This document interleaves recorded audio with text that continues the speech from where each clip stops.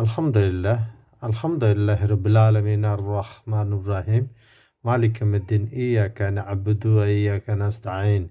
আলহামদুলিল্লাহ, আজ আমরা সূরা শুরার ২১৪ নম্বর আয়াত আলোচনা করব ইনশাআল্লাহ। আল্লাহ সুবহানাহু তাআলা নবীদেরকে হুকুম দিয়েছেন যে তোমরা তোমাদের আত্মীয়বর্গকে অর্থাৎ নিকট আত্মীয়দেরকে সতর্ক করে দাও। আউযুবিল্লাহি মিনাশ শাইতানির রাজিম। বিসমিল্লাহির রহমানির রহিম। ওয়া আনজির আশি আশিরা আশিরাতাকাল আকরাবিন।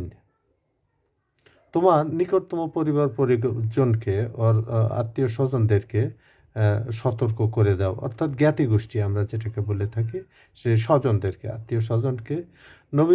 নবীর আহ্বান, দাওয়াত কেবলমাত্র আত্মীয়দের জন্যই নয়, বরং তা পুরো জাতির জন্য। তাই নবী করিম সাল্লাল্লাহু আলাইহি সাল্লাম ছিলেন পূর্ণ মানবতার পথ প্রদর্শক এবং সৎ পথের দিশারি। তবে নিকট আত্মীয়দের ইমানের পথে আহ্বান করা সাধারণ আহ্বানের বিরোধী নয়, কারণ সবাইকে অবশ্য, কিন্তু পরিবারদের ব্যাপারটা হলো একটু ভিন্ন টাইপের। কারণ হলো তারা যেহেতু একটা আম্বিয়াদের পরিবারের সাথে বিলং করে এবং তারা এখান থেকে অনেক ইজ্জত অ্যাওয়েল করে, তাদের ভুল ত্রুটি। এবং আল্লাহ পাক কিন্তু কোরআনে অন্য আয়াতেও বলে দিয়েছেন যে তোমরা যদি ভুল করো তাহলে তোমাদেরকে ডাবল শাস্তি দেওয়া হবে।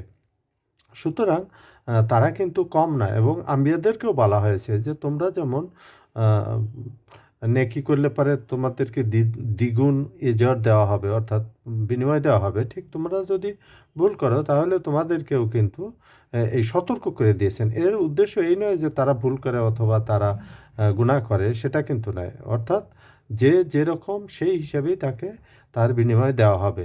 নবী করিম সাল্লাল্লাহু আলাইহি সাল্লাম সাফা পাহাড়ের উপরে উঠে তিনি ডাক দিলেন যে এই শব্দ বলে যে হঠাৎ করে শত্রু আক্রমণ করা বশত জাতিকে সতর্ক করা হতো।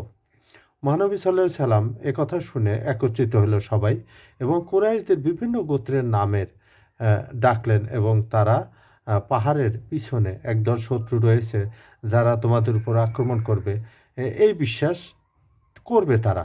এবং সারা বললো, হ্যাঁ, এটা আমরা অবশ্যই বিশ্বাস করব, কারণ তুমি কখনো মিথ্যা কথা বলো না এবং তুমি আমিন, কথা বললো।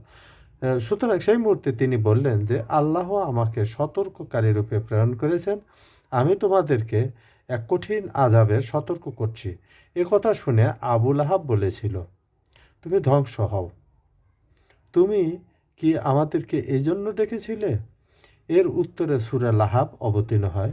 বুখারীর তাফসীরুল মাসাদ, বুখারী শরীফের তাফসীরুল সূরাতুল মাসাদ, তিনি, অর্থাৎ সূরা লাহাবও বলা হয় আর কি, তিনি নিজ কন্যা ফাতেমা রাদিয়াল্লাহু আনহা ও ফুফু সাফিয়াকে বললেন, তোমরা নিজেদেরকে বাঁচানোর ব্যবস্থা করো, আমি আল্লাহর নিকট তোমাদের কোনো উপকার করতে পারবো না। মুসলিম শরীফের হাদিস, ঈমান অধ্যায়। সুতরাং এতে বোঝা যায় যে যার যার আমল তাকেই করতে হবে। নিসবত কাজে তখনই আসবে যখন তার ঈমান আমল পরিপূর্ণ হবে। সুতরাং নিসবত থাকলেও ঈমান আমল ঠিক নাই, কারণ আল্লাহ পাক আমাদের চেহারা এবং আমাদের অর্থ সম্পদ দেখে না। আল্লাহ দেখে আমাদের অন্তর ও আমল, আমাদের ভিতরে কি আমরা আমাদের ভিতরে কতটুকু ঈমান আছে এবং ঈমানের আমাদের মন কি বলে, আমাদের অন্তরটা কী ধরনের আমাদের সাড়া দেয়, সেই বিষয়গুলি আল্লাহ লক্ষ্য করেন। ওমা আলাইনা ইল্লাল বালাগ। জাযাকাল্লাহু খাইরান ওয়া আহসানুল জাযা।